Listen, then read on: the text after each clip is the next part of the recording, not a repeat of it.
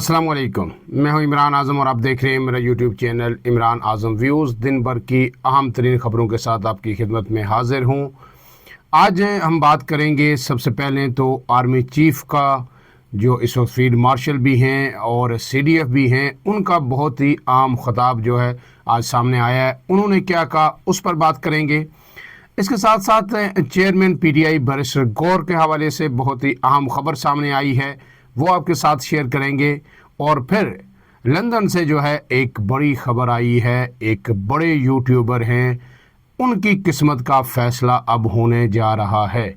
उनके हवाले से क्या खबर है, किस तरह वो अब तकरीबन जो है शिकंजे में आ चुके हैं और इसका इम्पैक्ट जो बैरून मुल्क यूट्यूबर इस वक्त मौजूद हैं और वहाँ से वो व्लॉग्स करते हैं और रियासती अदारों को और हुकूमत को उनसे बड़े शिकवे शिकायत हैं।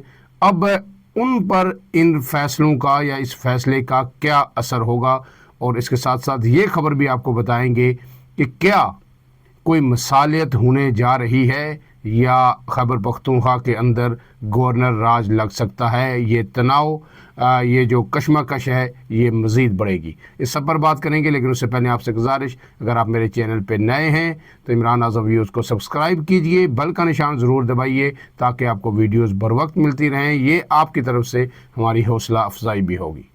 तो सबसे पहले बात कर लेते हैं CDF की। आज जनरल हेडक्वार्टर्स रावलपिंडी में उन्हें गार्ड ऑफ ऑनर पेश किया गया। तीनों फोर्सेस के अब वो चीफ़ हैं और इसलिए तीनों फोर्सेस वहाँ पे मौजूद थी और उन्हें गार्ड ऑफ ऑनर दिया गया। तकरीब के अंदर एयर चीफ़ भी मौजूद थे और नेवल चीफ़ भी मौजूद थे। उसके बाद जो है उन्होंने पाक फ़ौज के अफसरान से ख़िताब किया और वो ख़िताब बहुत ही अहम है। उस ख़िताब में उन्होंने क्या कहा वो आपके सामने रख देते हैं। उन्होंने सबसे पहले जो भारत की जानिब से धमकियाँ पाकिस्तान को दी जा रही हैं, जिन खदशात का इज़हार किया जा रहा है कि भारत एक मरतबा फिर किसी किस्म की मुहिमजोई कर सकता है, उस पर जो है सिपह सालार ने बड़ा खुलकर गुफ्तगू की और उन्होंने कहा कि भारत किसी खुद फरेबी या गुमान का शिकार न रहे। आइंदा पाकिस्तान का जवाब इससे भी बरकरफ्तार और शदीद होगा। Chief of army staff, chief of defence forces और फील्ड मार्शल, ये तीन ओहदे अब उनके पास हैं। उन्होंने दो टोक और वाज़े पैगाम भारत को दिया है। फील्ड मार्शल ने कहा कि बढ़ते और बदलते हुए ख़तरात के पेश नज़र ज़रूरी है कि हम मल्टी डोमेन ऑपरेशंस को तीनों अफवाज के जो है मुतअद्दिद निज़ाम के तहत मज़ीद बेहतर करें। और उन्होंने कहा कि डिफेंस फोर्सेस हेडक्वार्टर्स का क़याम इस जानिब एक अहम कदम है जो सर्विसेज के ऑपरेशन को मरबूत और अमहांग करेगा। इसके साथ साथ उन्होंने कहा कि कमान की यकजहती के साथ तीनों अफवाज अपनी अंदरूनी खुद मुख्तारी और तंजीमी ढांचा बरकरार रखेंगी। पाकिस्तान एक अमन पसंद मुल्क है, ताहम किसी को भी पाकिस्तान की खुद मुख्तारी, इलाकाई सालमियत और हमारे अज़्म को आजमाने की इजाज़त नहीं दी जाएगी। इसके साथ साथ सिपह सालार ने जो है तालिबान रजीम को भी वाज़ेह पैगाम दिया है कि उनके पास फितना उल ख़ारिज या पाकिस्तान में से किसी एक का इंतखाब करने के अलावा कोई ऑप्शन नहीं है। इसके साथ उन्होंने ये भी कहा कि सब जान लें कि पाकिस्तान का तसव्वुर नाकाबिले तस्खीर है और इसकी हिफाजत ईमान से सरशार जानबाजों और मुतअद्दिद कौम के पुख्ता अज़्म ने कर रखी है। अब ये सारा जो ख़िताब है उनका, इसको बड़ा सीरियस लिया जा रहा है। ख़ास करके जो दिफाई माहिरीन हैं वो कह रहे हैं कि भारत को इस वक्त जो अपनी एक नई उनकी पोजीशन है, CDF तीनों मुसल्लह अफवाज के वो कमांडर भी बन गए हैं। अब वो जो हुक्म देंगे तीनों फोर्सेस यकजान होकर लड़ेंगी और अब तीनों फोर्सेस जो है एक जो है निज़ाम, मरबूत निज़ाम के अंदर आ चुकी हैं। तो जो रिस्पांस होगा पाकिस्तान का वो पहले से भी कई ज़्यादा मरबूत, तेज़ और बरवक्त होगा। और ये भारत को आज जो उन्होंने CDF का उहदा संभालने के बाद पैगाम दिया है, यकीनन दिल्ली के अंदर इसे बड़े गौर से सुना गया होगा और समझा गया होगा। इसके साथ साथ उन्होंने अफगानिस्तान को भी वाज़ेह किया है कि आपके पास एक ही ऑप्शन है कि या तो ये जो TTP है और जो ख़वारिज हैं इनकी पुष्टपनाही तर्क कर दें या फिर पाकिस्तान के जवाब के लिए तैयार रहें। इसके साथ जनाब दूसरी खबर जो है वो बहुत अहम है। वो खबर है कि बैरिस्टर गौर जो PTI के चेयरमैन हैं उन्हें चेयरमैनशिप से फ़ारग कर दिया गया है। फ़ारग उन्हें इमरान खान की जानिब से नहीं किया गया, फ़ारग उन्हें किया गया है जनाब इलेक्शन कमीशन ऑफ पाकिस्तान की जानिब से। تو الیکشن کمیشن آف پاکستان نے اب بیرسٹر گور کو چیئرمین تحریک انصاف تسلیم کرنے سے انکار کر دیا ہے۔ گویا الیکشن کمیشن کے کاغذات میں اب وہ پی ٹی آئی کے چیئرمین نہیں ہیں۔ اب اس پہ یہ الیکشن کمیشن نے بیرسٹر گور نے جو انہیں خط لکھا تھا اس پر جواب دیا ہے۔ خط کے جواب میں الیکشن کمیشن نے واضح کیا کہ آپ نے 13 نومبر کو درخواست کی کہ آزاد سینٹرز کی پی ٹی آئی میں شمولیت تسلیم کی جائے۔ P T I intra party election case زیر التوا ہے۔ لاہور ہائی کورٹ سے سٹے آرڈر پی ٹی آئی نے لے رکھا ہے۔ آپ کو بطور چیئرمین پی ٹی آئی تسلیم نہیں کیا جا سکتا اور آپ کو کوئی قانونی حق بھی حاصل نہیں ہے۔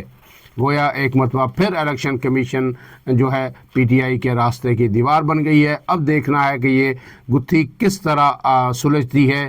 کیا واقعی الیکشن کمیشن جب ان کو ماننے سے انکار کر دے گا تو پی ٹی آئی دوبارہ انٹرا پارٹی الیکشن کی طرف جائے گی؟ کیا ہوگا؟ یہ بڑا اہم سوال ہے۔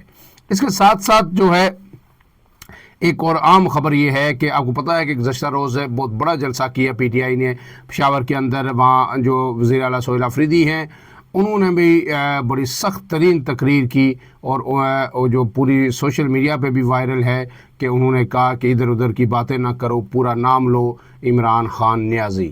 اور پھر انہوں نے واضح پیغام بھی اسٹیبلشمنٹ کو دیا۔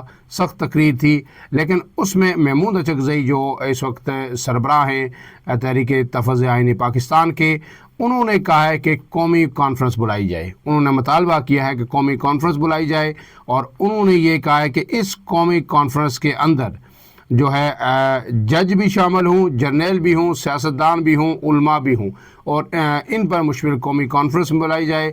انہوں نے یہ کہا کہ اگر گورر راج لگا تو خیبر پختونخوا کا ہر چوک ڈی چوک ہوگا۔ حق و باطل کے جنگ کا آخری مرحلہ شروع ہو گیا ہے۔ آئین و قانون کی بات کرنے والے کو جیل میں ڈال دیا گیا ہے۔ اور انہوں نے کہا کہ قومی کانفرنس میں ہم ایک دوسرے کو بخش دیں اور ملک کو بچائیں۔ وہ کہہ رہے ہیں کہ ایک نیشنل کنسنسس، نیشنل ڈائلاگ ہونا چاہیے اور براڈر ڈائلاگ ہونا چاہیے جہاں جس سے جو غلطیاں ہوئیں وہ اس کا اعتراف کرے، اس کو مانے اور ہم ایک دوسرے کو جو ہے اس میں معاف کریں اور پھر آگے چلیں۔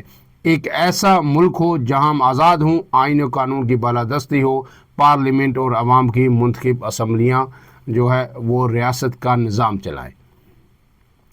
اس کے ساتھ ساتھ ایک اور چیز بڑی عام خبر جو ہے وہ ایک کالم ہے جناب وسعت اللہ خان نے وہ لکھا، تو وہ اس میں ایک لمبا کالم ہے لیکن اس کے اندر ایک ایک چیز بڑی نپی تلی اور بڑے تنقیدی انداز میں لکھی گئی ہے۔ D G I S P R کو مخاطب کیا گیا ہے جو ان کی پریس کانفرنس تھی، انہیں اپنا آئین و قانون کے اندر جو ان کا کردار ہے، جو ان کی حدود ہیں وہ یاد دلائی گئی ہیں۔ وہ میں اس کا صرف آخری جو ہے 3 سے 4 لائنیں پڑھ لیتا ہوں اور خاص کر کے جو آخری جملہ ہے وہ بہت ہی اہم ہے اور اس وقت وہ ہر طرف وائرل ہے۔ اس میں جو ہے وہ لکھ رہے ہیں وسعت اللہ خان کہ اونچیاں شانہ والو، آپ کے بچے جیئیں، آپ طاقت کا سرچشمہ ہیں، آپ کو بڑے بڑے کام کرنے ہیں، آپ کا تو ایک ایک پل اس قوم کے لیے قیمتی ہے۔ جاڑیوں میں دامن الجھانے سے کیا حاصل، ایسے تو نہ کریں جس سے ایسا لگے کہ اس وقت دراصل عمران خان جیلر ہے اور آپ اس کے قیدی۔ تو ہر وقت اب یہی ہر طرف بحث ہو رہی ہے کہ جس جگہ عمران خان نے جس نیچ پہ اسٹیبلشمنٹ کو لا کے کھڑا کر دیا ہے، جس طرح ادارے نے رسپانس دیا ہے سامنے آ کے، اس سے تو لگتا ہے کہ عمران خان قیدی نہیں ہے، عمران خان جیلر ہے اور اپنے حصار میں پورے اس نظام کو، اسٹیبلشمنٹ کو، حکومت کو اس نے قید کر کے رکھ لیا ہے۔ اور اب جو عمران خان کی 3.5 سالہ مزاحمت کی میرے خیال میں اس سے خوبصورت جو تصویر کشی ہے، منظر کشی ہے، وہ اس جملے سے خوبصورت نہیں ہو سکتی۔ اور میرے خیال میں اب جو پی ٹی آئی ہے اسے جو وسعت اللہ خان صاحب کے پاس جانا چاہیے، ان کے ہاتھ چومنے چاہیے، کیونکہ انہیں وسعت اللہ خان نے ایک شورۂ آفاق جو ہے جملہ دے دیا ہے اور ایک نیا حوصلہ دے دیا ہے۔ اور صرف نیا حوصلہ نہیں ہے، یہ میرے خیال میں جو پی ٹی آئی کی اب جو تحریک چلے گی، یہ جملہ اس کا عنوان بنے گا۔ ایک بار پھر سن لیجئے، ایسے تو نہ کریں جس سے ایسا لگے کہ اس وقت دراصل عمران خان جیلر ہے اور آپ اس کے قیدی۔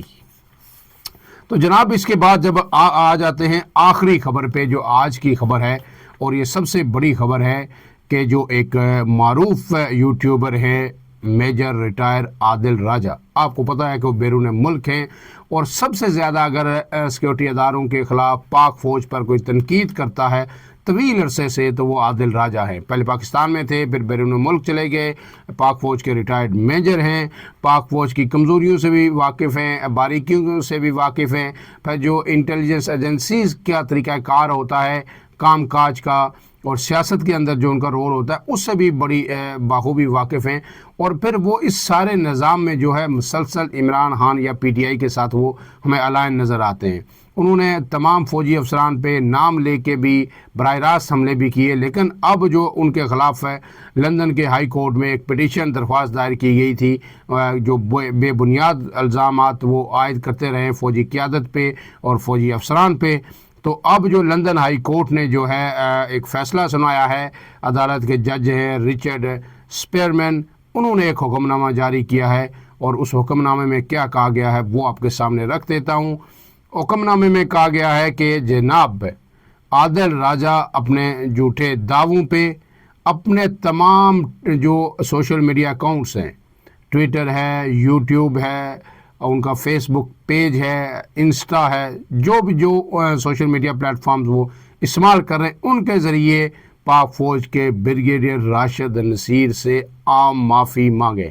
عدالت نے یہ حکم دے دیا ہے، اور یہ حکم دیتے ہوئے کہا ہے کہ یہ معافی نامہ ان کے ان تمام اکاؤنٹس پر 28 دن تک مسلسل وہاں پہ یعنی 4 ہفتے تک شائع رہنا چاہیے۔ اس کے ساتھ ساتھ یہ بھی کہا گیا کہ جناب عادل راجہ صاحب کو 50 پاؤنڈ یعنی جو پاکستانی مالیت بنتی ہے وہ 1,87,00,000 کا جرمانہ بھی کیا گیا ہے کہ آپ نے بے بنیاد اور جھوٹے الزامات پاک فوج کے افسر پہ عائد کیے۔ اب وہ اپنا مقدمہ وہاں پہ جیت گئے ہیں، اور لہٰذا آپ انہیں 50 پاؤنڈ آپ کو جرمانہ کیا جاتا ہے، جو پاکستانی کرنسی میں 1,87,00,000 روپے بنتا ہے۔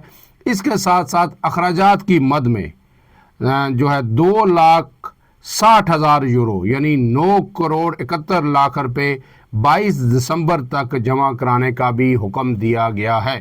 اب جو اب تک کی ڈیٹیل سامنے آئی ہیں، اس کے ساتھ اس میں یہ بھی کہا گیا ہے کہ عدالت نے عادل راجہ کو مستقبل میں تخریبی حرکات سے دور رہنے کی بھی سخت تنبیہ کی ہے کہ ایسے بے بنیاد جو ہے الزامات سے وہ باز رہیں۔ آپ کو یہ پتہ ہے کہ پاکستان کے وزیر داخلہ نے جو لوگ باہر بیٹھ کے ٹویٹ کر رہے ہیں ان کی پاکستان کو حوالگی کے لیے برطانوی جو سفیر ہیں ان سے بھی ملاقات کی تھی، اور انہیں کہا تھا کہ ان لوگوں کو ہمارے حوالے کیے جائیں جتنے بھی لوگ پاکستان کے خلاف باہر بیٹھ کے جو ہے ہرزہ سرائی کر رہے ہیں۔ اب یہ بھی کہا جا رہا ہے کہ اس میں جو اضافی اخراجات ہیں ان کا تخمینہ ابھی بعد میں لگایا جائے گا، اور عادل راجہ کے تخریبی اور بے بنیاد جھوٹے مواد کے باعث عدالت نے انہیں اپیل کا حق بھی نہیں دیا۔ یہ جو اتنی بڑی رقم ہے، یہ تقریباً جو ہے 12 کروڑ روپے کے قریب یہ رقم بنتی ہے جو جرمانہ اور اخراجات کی مد میں ہے، تو اگر اپیل کا حق بھی نہیں ہے تو پھر یہ انہیں ادا کرنی پڑے گی۔ اب یہ اس کے بعد جب اگر عادل راجہ کے خلاف یہ فیصلہ آ گیا تو پھر جو جتنے بھی لوگ ہیں، شہباز گل ہیں یا دوسرے جو لوگ باہر بیٹھ کے یوٹیوبرز بڑی تعداد میں ہیں، وہ وہاں پہ موجود ہیں، اور ان کے خلاف پاکستان کی جو سیاسی قیادت ہے، وزیر داخلہ ہے، وہ مسلسل جو ہے کوشش کر رہے ہیں کہ ان کو پاکستان واپس لایا جائے، چاہے انٹرپول کے ذریعے لایا جائے، چاہے کسی باہمی معاہدے کے ذریعے لایا جائے، کیونکہ جو ایسی حوالگی کی جو ٹریٹی ہے وہ پاکستان اور برطانیہ کے درمیان موجود نہیں ہے، لیکن اس کے باوجود جو ہے وزیر داخلہ کوشش کر رہے ہیں کہ جو لوگ بیرون ملک بیٹھ کے فوج کے خلاف پروپیگنڈا کر رہے ہیں یا ویلاگز کر رہے ہیں ان سب کو لایا جائے۔ اب اس کے بعد جو ہے میرے خیال میں اگر واپس نہیں بھی آتے اور ایسے ہی ان لوگوں کے خلاف مزید وہاں پہ مقدمات کیے جاتے ہیں پاکستان کی شخصیات کی جانب سے یا حکومت کی جانب سے، اور اسی طرح کے اگر فیصلے اس میں آ جاتے ہیں تو میرے خیال میں باہر سے جو دباؤ ہے وہ کافی کم ہو جائے گا۔ لیکن اس سب کے ساتھ جو ہے اب ڈیولپمنٹس جو ہے تیزی سے ہو رہی ہیں، لیکن اس وقت تک جو ہے تحریک انصاف کسی بھی صورت پیچھے ہٹنے کے لیے تیار نہیں ہے، اور اسٹیبلشمنٹ کی جانب سے بھی ذرائع یہ کہہ رہے ہیں کہ فیصلہ کن کارروائی اور سخت سے سخت کارروائی کے لیے اب مزید انتظار نہیں کیا جائے گا، تحریک انصاف کے خلاف سخت کارروائی کی جائے گی، ایسے میں محمود اچکزئی یا دیگر لوگ جو علامہ راجہ ناصر عباس جو لوگ ہیں تحریک تحفظ آئین پاکستان کے پلیٹ فارم کو لے کے چل رہے ہیں یا مسلمان نواز کھوکھر ہیں، یہ کوئی کوشش کر سکتے ہیں کہ درمیان کا راستہ نکلے، کوئی قومی کانفرنس بلائی جائے اور اس میں ایک مرتبہ پھر جو ہے فوج کی قیادت کو بھی سمجھایا جائے، ایکس سروس مین سوسائٹی جو ہے وہ بھی فوج کی قیادت سے بات کرے کہ یہ عمران خان کا مسئلہ نہیں ہے، یہ جو ہے جو عسکری قیادت ہے اس کا مسئلہ نہیں ہے، یہ اس ملک کا مسئلہ ہے، اور اس میں جتنی کنفرنٹیشن بڑھے گی اس ملک کا نقصان ہوگا، اور باہر سے جو انویسٹمنٹ ہے وہ نہیں آ رہی، ملک میں جو حقیقی معنوں میں معاشی صورتحال میں بہتری نہیں آ رہی، وہ تبھی ممکن ہوگی جب سیاسی استحکام ہوگا۔ فی الحال کے لیے اتنا ہی۔ عمران اعظم کو دیجیے اجازت، اللہ حافظ۔